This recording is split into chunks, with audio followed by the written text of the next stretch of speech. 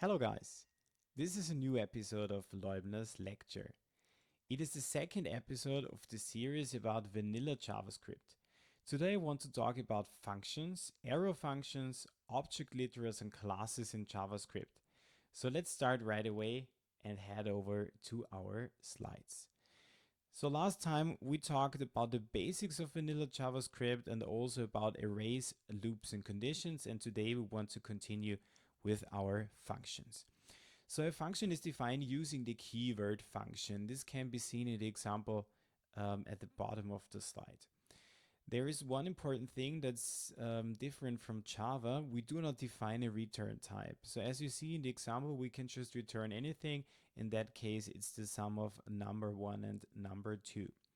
We can parse parameters to our function, and these parameters can have default values. So we can just use the equal sign here and in that case define in that way define the default values for our parameters here. The function is called then by its name, so the name identifies a function in JavaScript. Okay, functions can also be written in a shorter way, and therefore we use the fat arrow, and these functions are called arrow functions. And the process of how to convert a function to an arrow function will be done in the examples in a few minutes. So let's just head over to our next example in JavaScript here. So we continue with demo 05. Once again, we create an index.html file and our JavaScript file with the name main.js. So in our HTML file, we use the basic structure, and what we do is we give this a title of, I don't know, 5th JavaScript example, and we also use the h1 here to create some nice looking headline. So using our 5th JavaScript example. And finally, we have to include our JavaScript file. So we use the script tag to do this. First, we define which type of file we're going to include, and this is our JavaScript file. Then we use the source attribute here to select our main.js file. So we save this, we open this in live server, so it seems to be working here. Let's open the console, reload this stuff, and we are ready to go. So let's head over to our JavaScript file. And first I want to start with the very basic function that we also saw in the slides just before. So to define a function, we use the keyword function. Then comes the name of the function, brackets and the curly brackets. Inside the brackets, we can define our parameters, which is num1 and num2, but we do not have to define parameters, so we can also leave them empty here. And in there, what I want to do is I just want to console log the sum of num1 and num2. I save this, and on the right hand side, we see that nothing is happening yet because we did not call the function. So to call the function, we use the name. In that case, it's add. We parse the parameters 2 and 3, and 2 plus 3 should give us 5 here, and this is exactly what we get in the console of our browser. What happens if we call this function without any parameters? So this gives us NaN, which is short for not a number. So we have parameters, but these parameters have no values because we did not parse any. Therefore, we get not a number for this calculation. But as we can remember from our slides, we can create functions with default values. And this is what we want to do right now. So once again, we use the function keyword. The name now is @default. We have a num1, we have a num2, so just copy what we did before, and we console log our num1 plus num2 here. Now what changes is that we define or we assign default values to our parameters. So for num1 this is 1, and for num2 this is 2. So if we call this add default function now without passing any parameters, This will give us 3 because as there are no values parsed here, the function just takes the default values, which is 1 and 2, and 1 plus 2 gives 3. If I call the function and also pass parameters, for example, 5 and 6, this gives us 11. So this is exactly what we want to get here. Okay, so now let's take a look at functions that return some values. So these are functions with return values. Once again, we use the keyword function.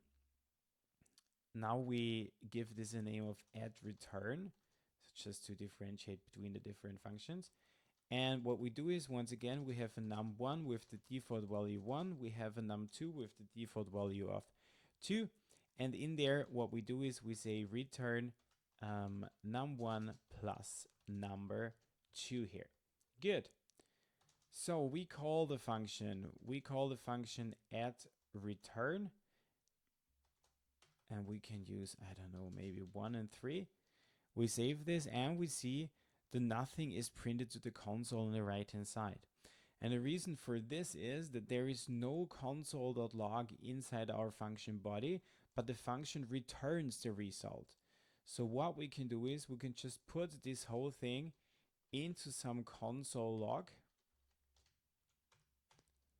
And now if we save this and run this, we see on the right hand side that this gives us 4, and this is the result that we want to see at that case. Okay, so the big question is now, how can we somehow convert a function of this into an arrow function? So the question is why to use arrow functions, and there are some good reasons to do so. One reason is in the definition of an arrow function, because an arrow function is defined using the keyword const, and as you remember from the last time, something that's defined as const cannot be overwritten with something else. When I create a function in a way we did it here, it is possible to overwrite the name, so this add_return with something else. And usually this is not what you want. So let's take a look at this arrow functions here. I want to start with the adds that we had before. So let me just copy what we did up here, or maybe let's take this one. I think this makes more sense. Okay. Yeah. So let's copy down what we had here. So let's call this add arrow, for example, and that would just have an idea of how this works.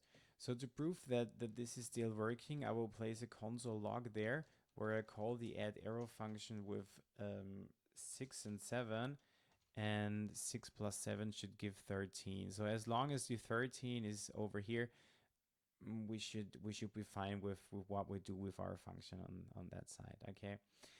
So how to define an arrow function? So first of all, the function keyword is deleted. So we get rid of the function keyword and we replace it with the keyword const. So we define a constant here. And after the name of the function, there is the equal sign. There is the equal sign. We have our parameters with the default values in brackets here. And what we can do is afterwards, we have to put this fat arrow that we saw on the slide. So this is our first arrow function. And this doesn't look very, very different from what we had before. So the function keyword is gone. Instead, there is a const, and we just put an equal sign between the name and the parameters. And at the end of the parameters, we put this fat arrow. So this still gives 13. So everything's just okay as we did it. There is some way to minimize this, so to make it even look a little bit better.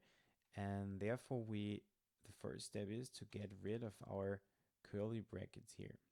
So if we get rid of our curly brackets, we see that the return has this red underlining now, because what the arrow function does is it just returns whatever comes after the arrow. So we can just get rid of this return, And this is now how our arrow function looks like. Let me just, yeah, now it's better. Okay, so what we see now here is that we have the const, we have the name, we have the parameters, we have the arrow, and everything that comes after the arrow. If we do not have curly brackets here, this is what the function returns. So as soon as I save this, we see it still gives us 13 here. So everything's all right as it is right now. Okay. There is one more step to make this look better, but for this step, we have to get rid of one of our parameters. So let's simplify this once again by just using our num1, and this is the most minimalistic way of creating an arrow function, but just writing what I just did right now. So this is const, this is the name, equals, there comes the parameter. So without the brackets, as we have only one parameter, the arrow and what should be returned. In that case, it's num1 plus num1, and 6 plus 6 gives 12. So this is why it's 12 now on the right hand side. Okay. So you see, this is how to create arrow function and how to use arrow functions. And this arrow function give a really clean code, and as they are constants, they cannot be overwritten. So that's the very, very big advantage here. Good. So I think we are already done with our functions and arrow functions, and I think we should be ready to head back to our slides and come to the next topic for today. And the next topic for today is the object literal, or are the object literals in JavaScript. So object literals are kind of key value pairs that can be used. So you can create an object literal. The object literal is a constant and has some name, and in there we have key value pairs. And these key value pairs are separated by a colon. So you have the name, you have the key, a colon, and then the value. So this is how the pair is written. And if you have more of these key value pairs, you separate them using a comma. You can access the values inside this object literals using the dot syntax, so the dot operator, and we will see what this is in the example later. And we can also pull out information into variables in a very nice and handsome way. You will also see how this works afterwards. And as we also know this from arrays, these object literals are very dynamic. So we can just add properties in a very easy way. We can create an array of object literals, and at the very end, we can also format them as JSON. So if we have a look at this object literal example here on the slide, so this person object literal here, you see that this is very similar to a JSON object, and there is also a function to create a JSON to create JSON format data out of this object literal. Good. Let's see. So I think I already prepared something down here. Yeah, okay. So once again, just copy what you did before. So it's the 6th JavaScript example now. Try to include everything. I will close this up. I will run the new file here. Okay, so there we are. There we are with our console. Reload. It says hello here, so everything works fine. Okay, guys. So let's just define a new object literal, and I call this student. So I want to create a student here. So I use const, I use the name, then comes the equal sign, and this is followed by some curly brackets. And now there comes our properties. So we have, for example, a first name. The first name is John. If we want to put a second property, just use the comma to separate them. We can have a last name. Oh, I cannot type anymore today. So the last name is Smith. So we have our John Smith in here. The John Smith is 30 years old, and John Smith loves some of the subjects in school. And the good thing here is we can also include arrays. So by including arrays, just use the squared brackets here, and in there, for example, this is, I don't know, E for English, this is POS for programming, and this might be DBI for databases, for example. Okay, so our student also has some address. So we use address, and now comes the very cool thing. We can nest object literals into others. So this address should also be a new object literal. So let's use the curly brackets here once again. And in there we have our street. For example, this is, I don't know, Wonder Street. What is the number? The number here is 23.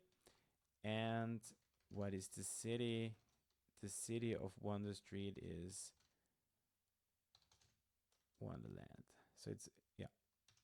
So I think that's okay. Let's save this and let's print this to the console so to see how this looks like.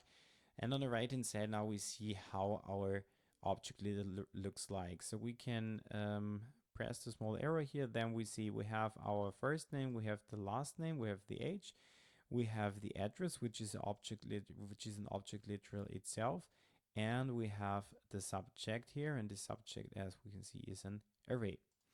Good, so this works fine.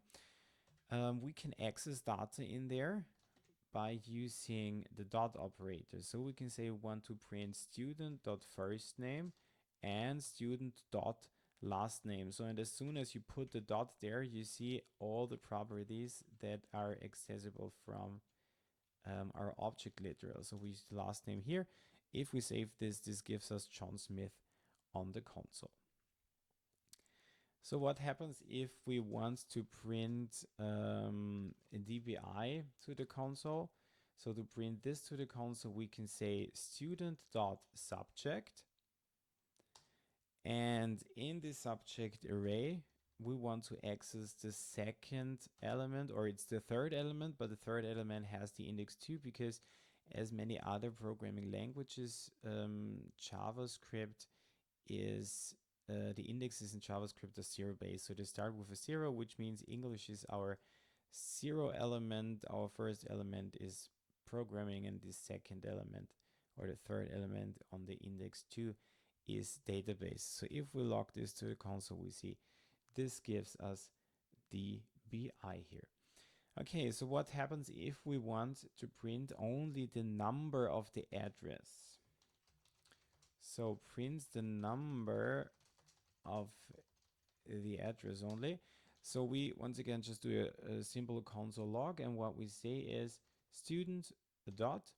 So where is the number? The number is inside the address, so we say address, and as this is an object literal too, we can just say dot number. And we save this, and then we see on the right hand side this gives us 23 here. Okay, so now what's very useful at some cases is to pull these values into variables.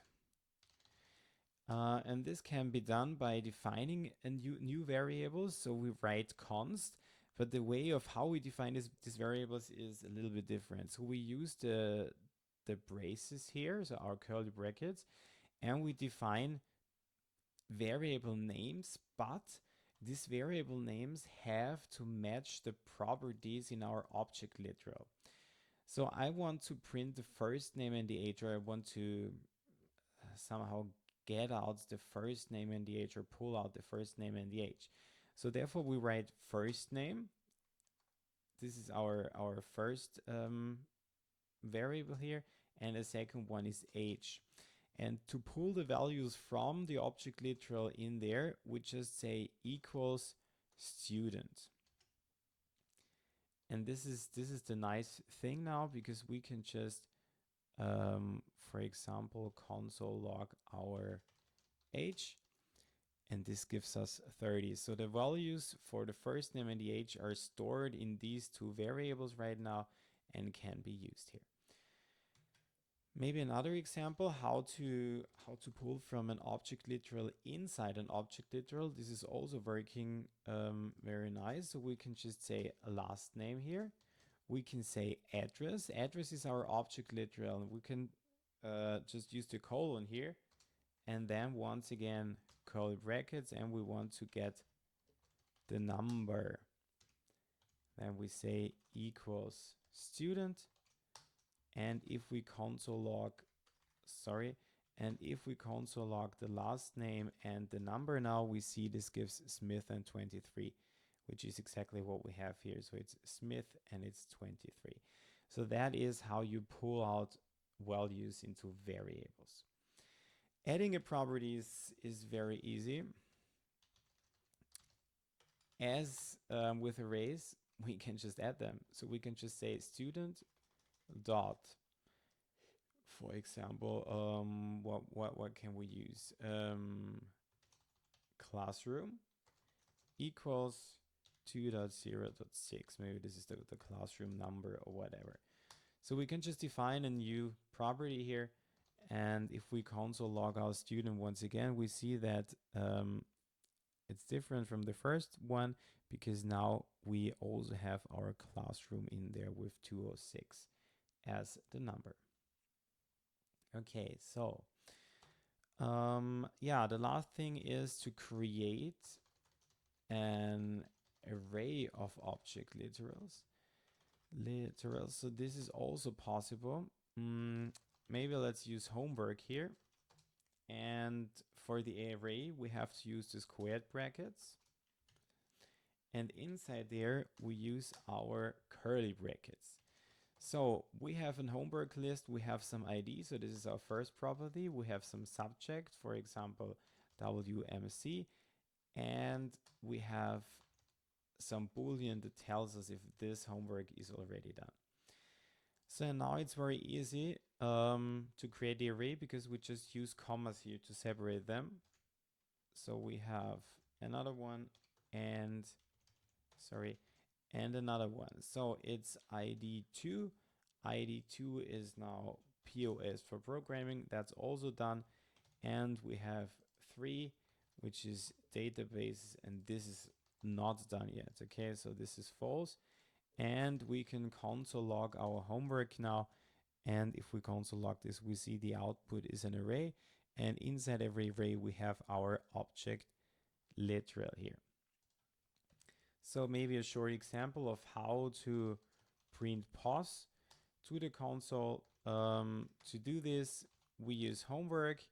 POS is the second element here. It has the ID too, but talking from the array homework, it has an index of 1, and we can use the dot operator here again to print POS to the console. Good, and as I promised before, we can also convert this to a JSON string. And this is very easy. You use JSON dot, and then you can use the function stringify, and you parse your array there. And this gives us the JSON representation of our array full of object literals. So that's how this part here works. Okay. So guys, this is it about object literals, and the last topic for today is somehow related to this part, because I want to talk about classes.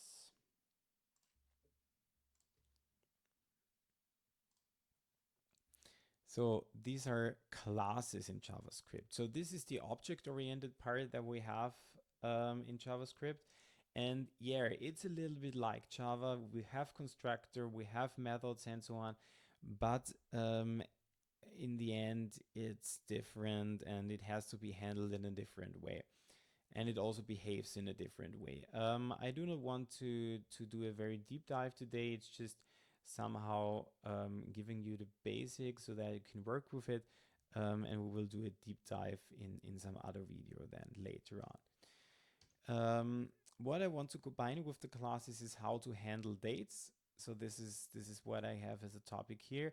So dates in JavaScript are kind of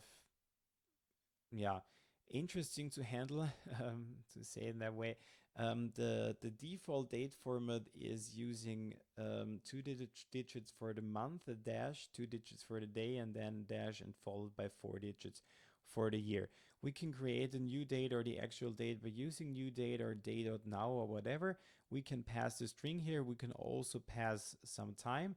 To get out the year, we can use the method get full year, get month to get the month, and also the get year function here at the end. And we also have the get day function. Something more about dates? No. Okay, so this is also included in the next example, and this is also the last example for today. So this is our 7th JavaScript example. Once again, includes the correct file here.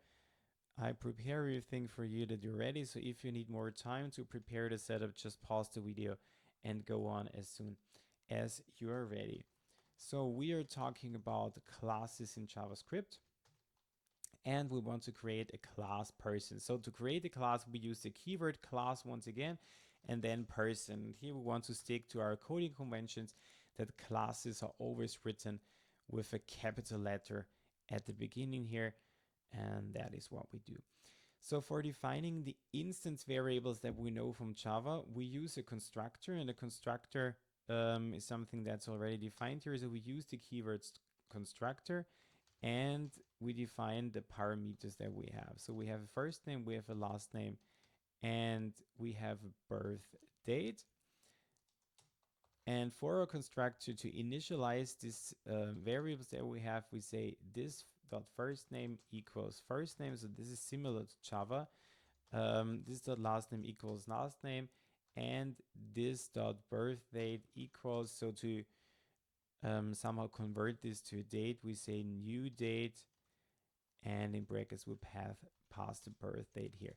Okay, I know that that's not totally correct, because the birth date has to be in the correct format so that this works.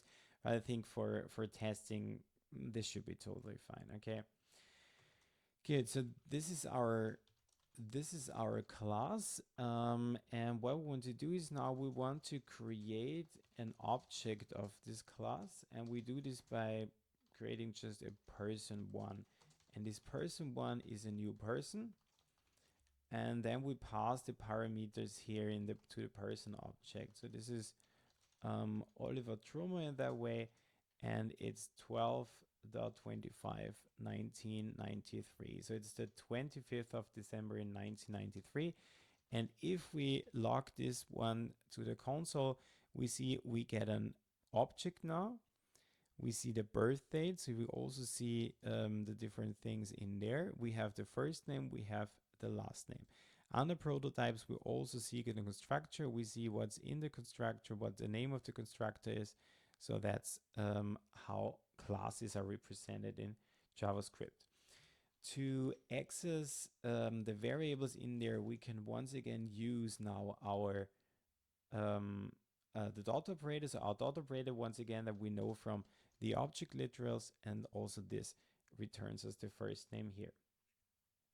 So maybe to just show you the different functions that we talked about with the dates. So if we have person1 dot birth date, and then you have the get day, you have the get full year, you have the get month. And if we use the get full year, for example, this gives us nothing now, and you have to be aware, because get full year is a function and not a property. So therefore you have to use the brackets, and then this returns 1993. Okay, let's create another person. Let's use person2 equals new person, and this is now let's take Nicole Summer, and it's the 16th of May 1990. And instead of using the person.birthdate property or accessing the variable here, I want to create an own function that returns the birth year and the name, or the full name.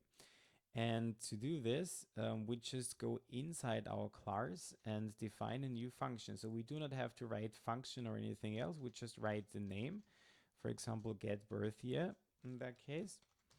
And then we write return this dot birth date dot get full year. So, and then if we console log our person2, we can just say person2 dot get birth year, and this gives us 1990. So, and if we want to have a function that returns the full name, for example, so which would be first name and last name combined, we use return. We use our template string, the dollar, the brackets here, or the braces here, it's first name, then just some blank, and this dot last name. The semicolon in the end, so you do not have to write the semicolon. I like to write it, but that's just my personal opinion. And then we can call get full name, and this gives us Nicole Summer here at the end. Okay, so this is somehow the basics, or these are the basics for classes in JavaScript. And this is already the end of this episode. So we talked about functions, arrow functions, we talked about the object literals, and finally we're talking about classes. So guys, if you had fun learning JavaScript and if you're interested to hear more in the other episodes, I would be happy if you give me a like or if you subscribe my channel. So I want to thank you for your attention, keep on learning, and I hope to see you soon. Bye.